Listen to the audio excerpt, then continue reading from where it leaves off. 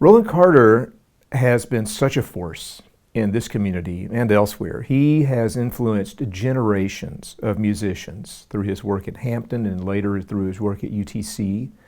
He has helped facilitate music making for many members of the community who are not professional musicians, either through work at a church or through the Chattanooga Society for the Preservation of African American Song.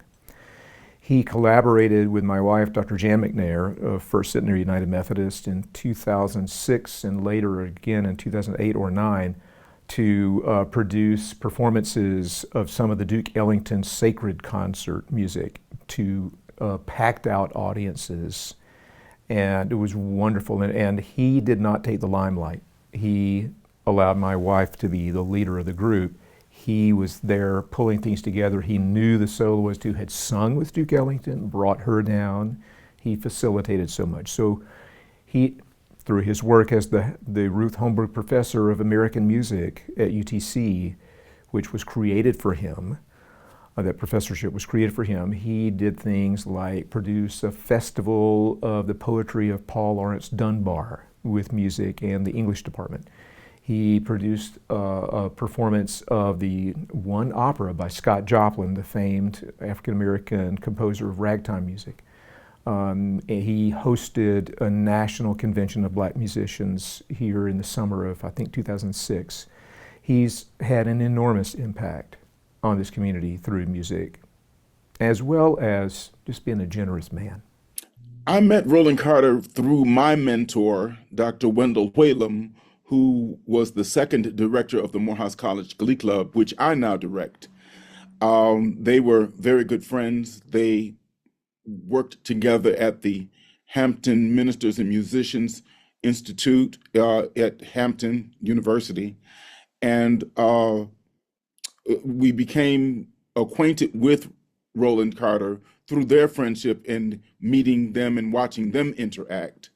And so that's how I came to know him in terms of meeting him, coming to know him later, just watching the two of them interact, including performing together and doing things so beautifully regarding church music, the main observations I had initially. I met Roland when I came here to go to graduate school. I actually had no idea who he was.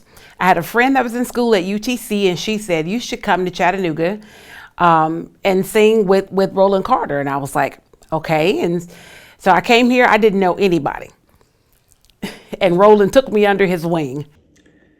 It's wonderful when you say someone's name and a smile comes across your face. And whenever I say the name Roland Carter, or someone mentions him, or I think of him, I just smile. The word generosity, generous, comes to me when I think about Roland Carter. I can't think of a more giving individual.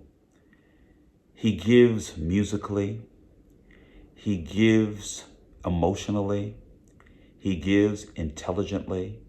This is a man with a tremendous amount of class, a tremendous amount of Southern dignity, and you would never know that he is a genius because it's not something that he brags about or boasts about.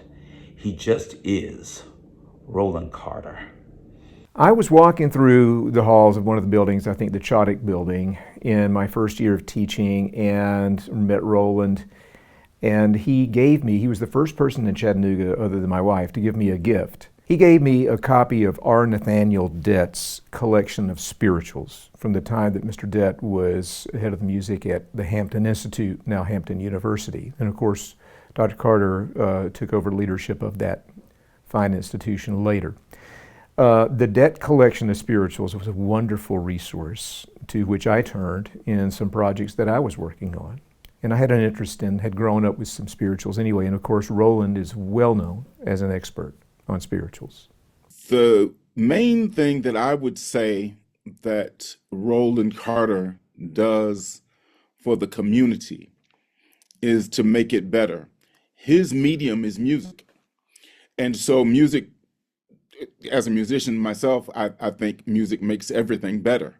We see it passively in some cases, and we see it very prominently in others in terms of music making a difference. Music has been everything that Roland Carter does. He loves music. Music loves him.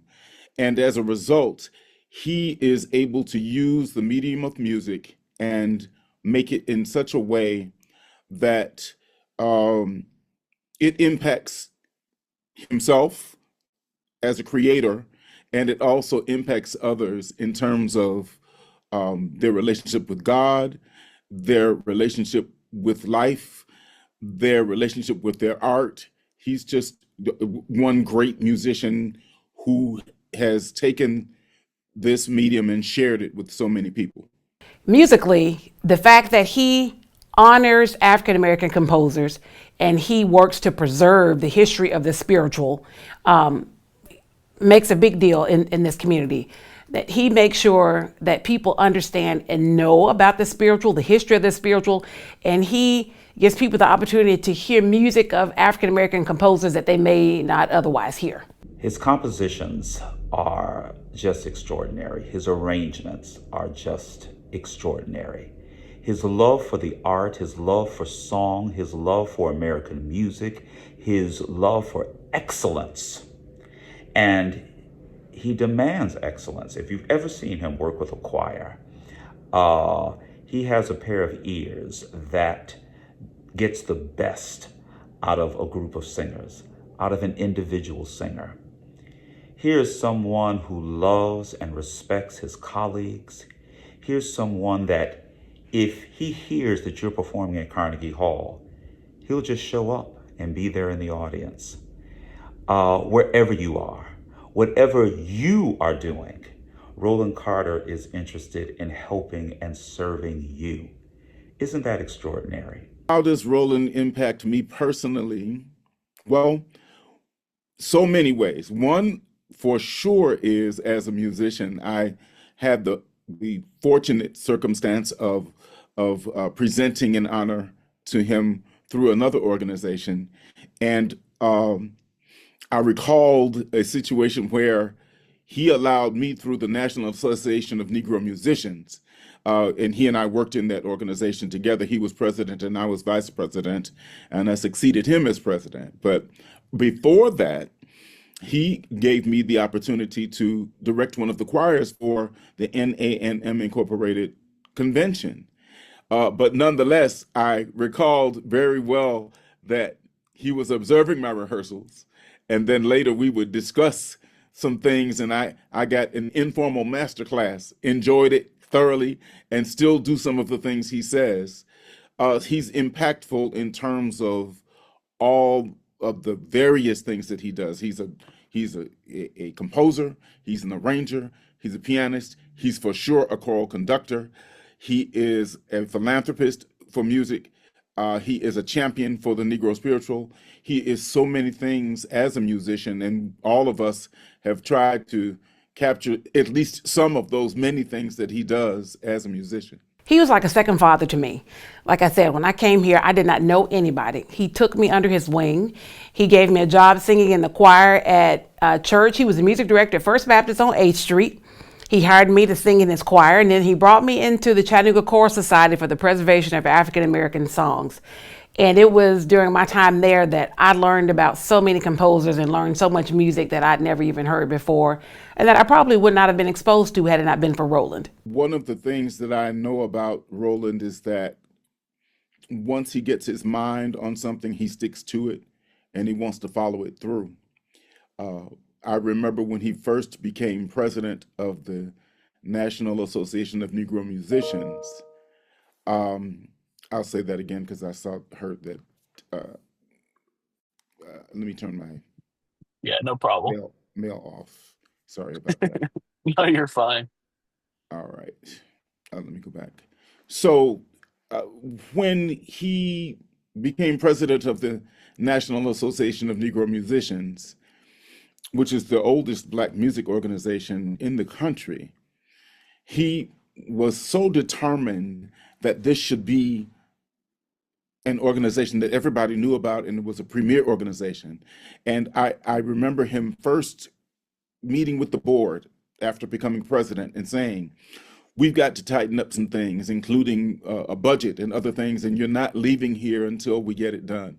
And we were all grown-ups, and some of them had families of their own and all of that, but we heard Papa Roland say that and took it as that, and we stayed there until it got done.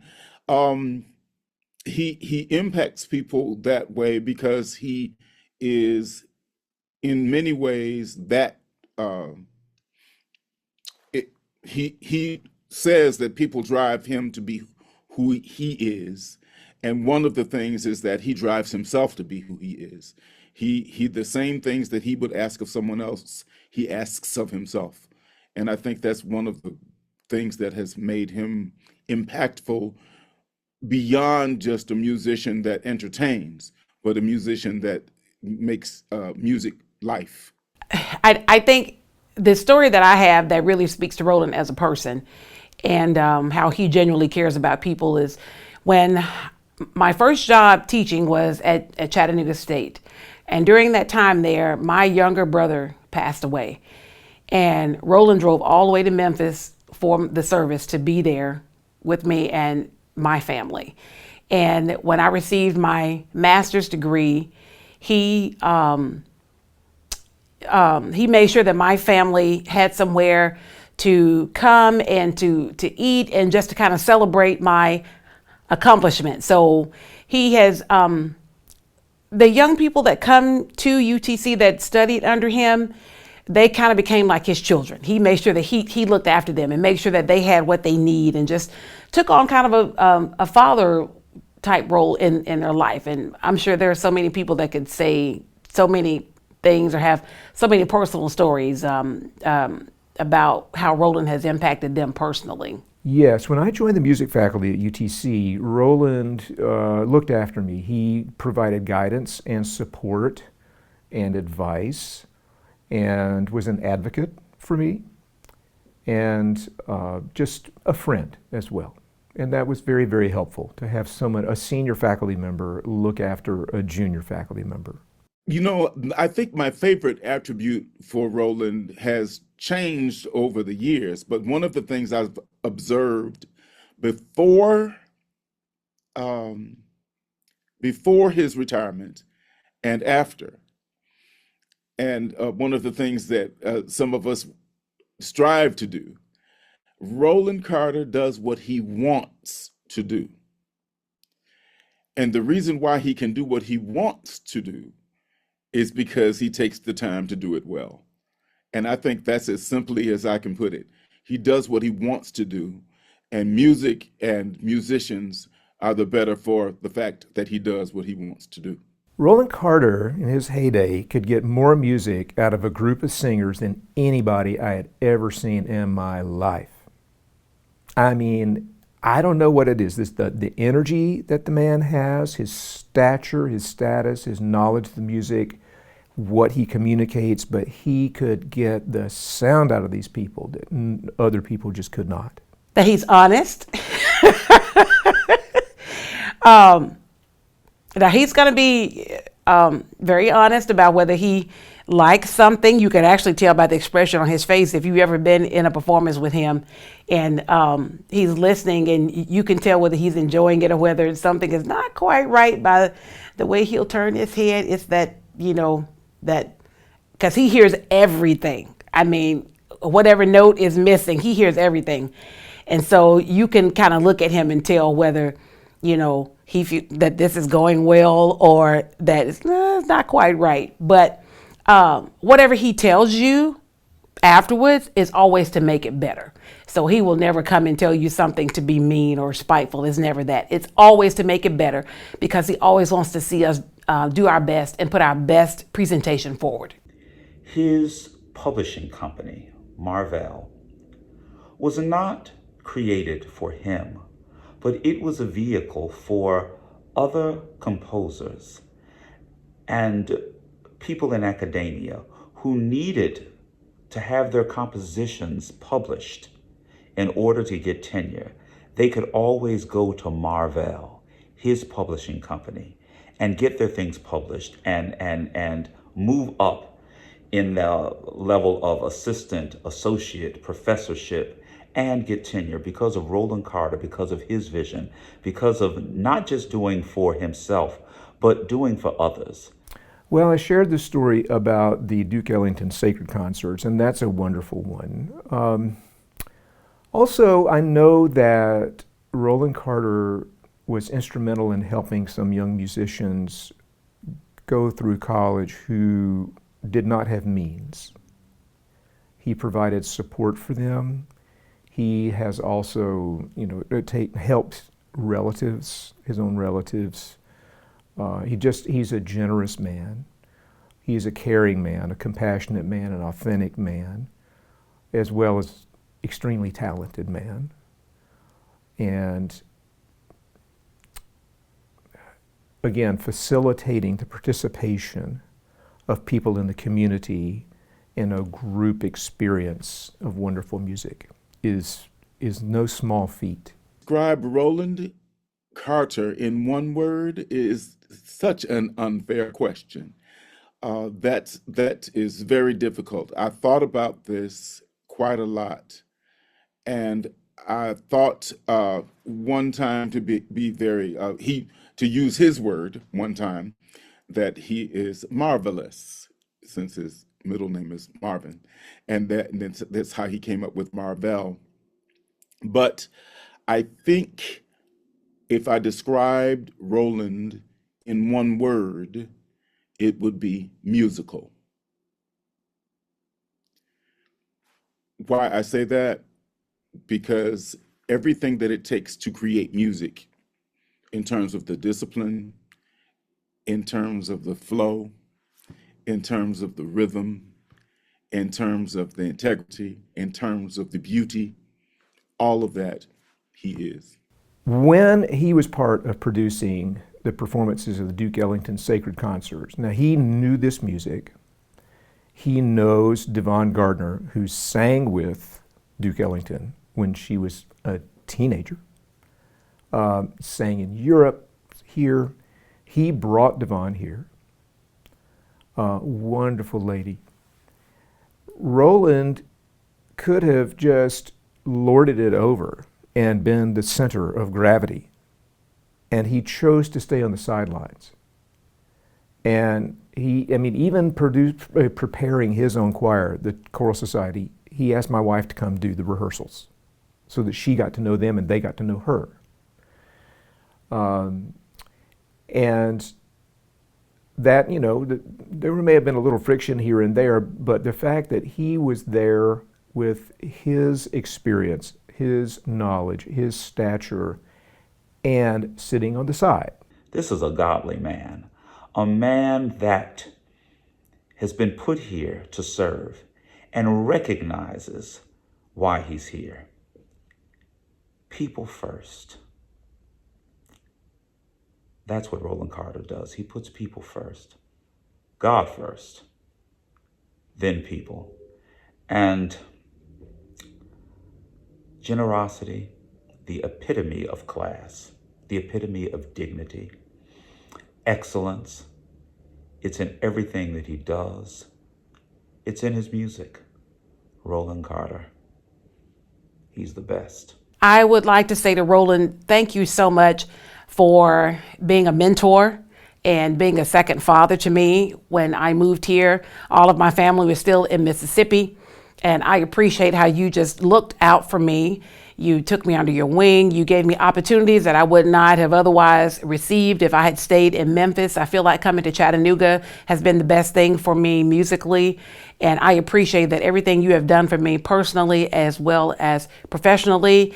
And I love you so much. And you know that since my father passed away, that you have taken his place in my life and my heart. And I just want to thank you so much for stepping up and just being that, playing that role for me. Roland, you've heard us say over and over again that we want to be like you when we grow up. We wish you well. I am so proud to have worked with you, to be your friend, to have gotten advice from you. I know that there is still more from you. And so I wish you well, be happy, and keep doing music and showing us how it's done. Roland, I'm so glad that you are getting honored now while you can enjoy it instead of later on when you're not here to receive it. It's really wonderful. And I cherish your friendship. I cherish the times that we can be together. I cherish your text messages, seeing you in the congregation some Sundays, and the times when you participate at church.